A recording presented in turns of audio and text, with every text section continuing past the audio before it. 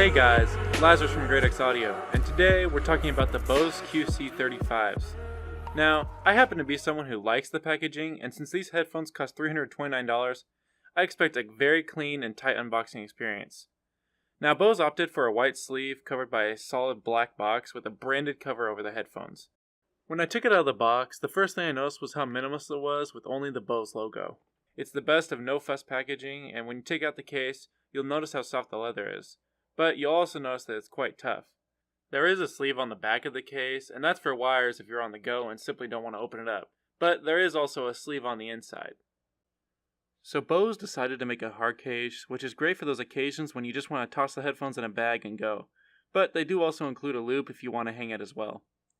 Now, when we finally open it, it is tightly packaged with a few pieces of foam in the cords. The cords included are micro USB, which you need to charge the headphones, as well as a 3.5mm jack for wire playback. My first impression was that there was a lot of plastic, which I didn't anticipate since these headphones cost so much, but that doesn't necessarily make them feel cheap. Now when I put them on, the first thing I noticed is just how comfortable they are. They're very light and the ear cups are very soft. They use a high quality leather on the ear cups, and I suspect there's memory foam underneath. The headband is leather, but the part that sits on your head is actually an Alcantara-esque material, and it uses a slightly harder foam so that the headphones don't sink like they would if it was memory foam.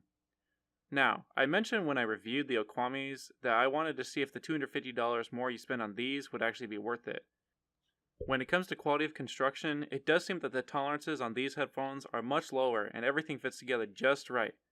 I don't think they look more premium, but when you hold them, they do feel more premium. However, I wouldn't say that this justifies the price tag alone.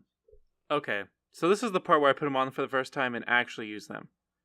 So when I first switched the ANC on, well, to be honest, I was quite surprised. I was watching my own show without even realizing my wife and her friends were watching Insidious 3. The noise cancelling on these is pretty much unmatched. Now what I'm about to say is a little nitpicky, but when I started up the headphones, there's this little vocal cue to tell you to pair, and I found it to be very robotic/cheesy. Battery 30%. Ready to connect. To start setup, download the Bose Connect app. But like I said, it is still nitpicky and unimportant. I just wanted to mention that unlike all other smart assistants, you won't be getting a lifelike voice. 56 degrees Fahrenheit with cloudy skies. Tonight, you can look for just a few clouds in the sky, with a low of 40 degrees. Anyway, moving on. The pairing is very simple and it utilizes Bluetooth 4.1, which is still a standard, but doesn't have the added benefit of other Bluetooth versions. So I tested these with movies and music, and I feel that these headphones are great at both. When it comes to music, they have a warm sound and are clear when it comes to vocals.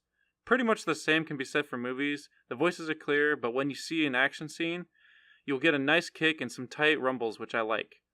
And since they advertise that they are great on the go, I hope the battery life would be good, and it most definitely is. When I first received them, they were about 40% battery, and I managed to get about 7.5 hours use out of them, which I would say stacks up quite well to their advertised 20 hours, and up to 40 hours wired. On top of the great noise cancelling and sound that you get with these headphones, they offer some pretty great features.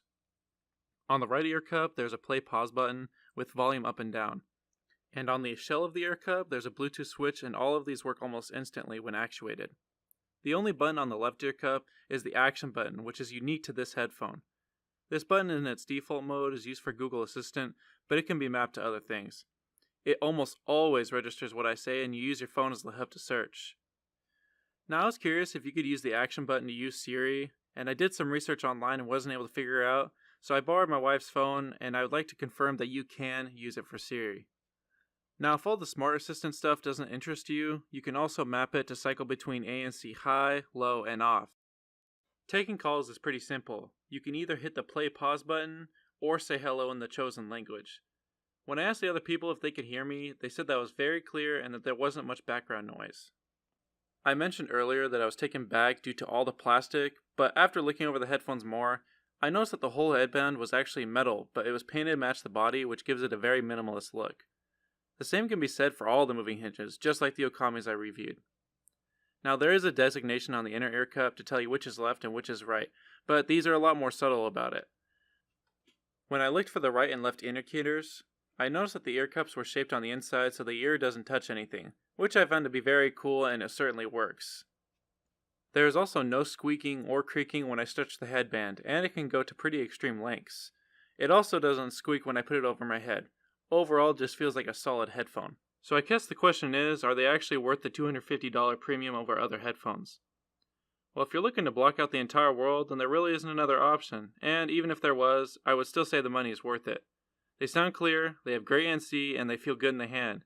If there was anything to give it a bad mark on, it would be that the styling kind of blends in with the rest of the crowd, but that isn't necessarily always a bad thing. They pretty much do everything that they have in the name. They're quiet, they're comfortable, and that's both executed amazingly. That's probably why they call it the Bose Quiet Comfort. If you happen to have a first generation of these, then I wouldn't upgrade just yet, and if you still have the money to splurge, then these definitely rival cheaper noise cancelling options. The experience these give you is somewhat alien compared to others, as you're never really reminded of the sacrifices you made. They just sound and feel great. After all is said and done, I would give these a 9.5 out of 10. They're almost perfect, and it makes me understand why so many other people give them such high remarks. The only real reasons I can think of not to buy them is that you just don't want this kind of sound signature, like you want something with a lot more bass, or you just don't like the way they look. If you like this video, please give it a like and subscribe to the channel for more awesome reviews, and leave a comment if you have a product that you would like me to review.